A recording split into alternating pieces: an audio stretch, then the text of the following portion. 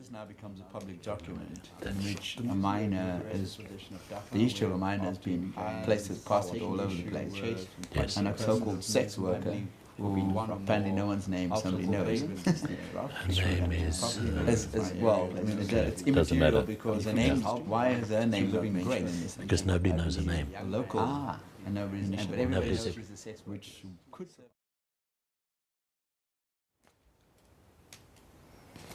The Muizenberg Improvement District has taken issue with the person of, I believe, one or more so-called vagrants in the area. That's right. And these vagrants in the area is known to have a criminal history, one in particular, and the person's been named. This is a young man who's been in the area for a while, it seems, for over 2 years apparently. Yes.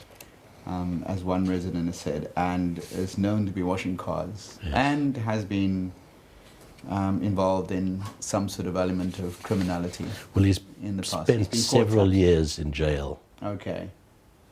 Several times, apparently. Yeah, for short stints or for various accusations, various things. I'm not sure of the details. And we are in contact with SAPS about Alfred's record, but I know that late last year he had appointed himself a car guard in Palmer Road despite the objections of many residents. And how would those objections have been shared? Is there any knowledge of I have no idea. How they were done?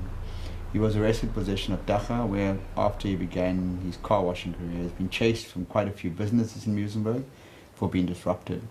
Alfred is a vagrant, he sleeps rough, frequently damaging property in order to find a place to sleep.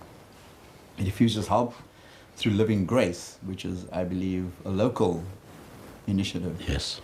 Which could provide him with paid income, and he will not go to the night shelter. Is there a night shelter in Muizenberg for people who supposedly sleep rough? As yes, yes. But now I have not yet spoken to him about this, so I would like to go and talk to him about it, why and what the problems are there, what the issues are. Maybe he has a history with the folks there as well. Exactly.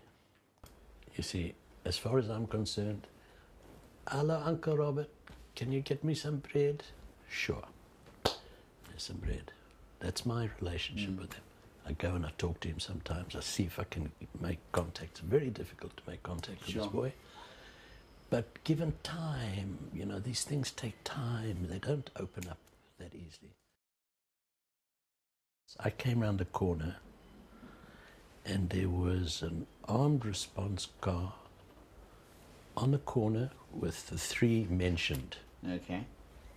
So I take it this grit security people. It wasn't grit, it was, yes. But this was not grit, this was somebody who I don't actually know. They came from somewhere else. They're not actually here, but this guy was in his car and he had his gun. I was walking past and I said, wait a second. First of all, put your gun away. No, this is for protection, he said. He's sitting in the car, there's three of them standing. So his gun visibly displayed? Visibly displayed in his hand. In his hand? In his hand, like this. The three of them on the sidewalk, one of them washing the car. I said, what's the problem? He said, I've chased them. This is the third time I'm chasing them out of Muizenberg. This is the third time. I said, first of all, these people live in Muizenberg. Where are they going to go? They're locals. Put your gun away, please. This is not necessary. Eventually, I managed to get the guy to put his gun away and step out of the car and come and talk to me about the situation.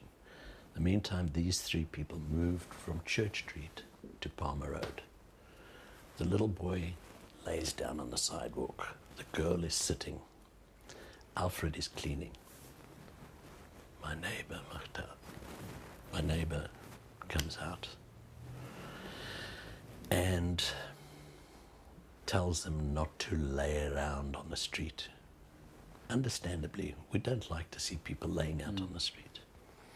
But it caused a little bit of a friction thing there. Some people walked by, passed a remark. It developed and it got out of hand again. Now they've just been chased from there and they've come here and it starts again. They've again been hustled. So it escalated where the lady in mention came out of her shop and started fighting and protecting them, and it just got totally out of hand. So there seem to be divergent views in the community Of course there always is. What supposedly is acceptable and what is not. Absolutely. Okay.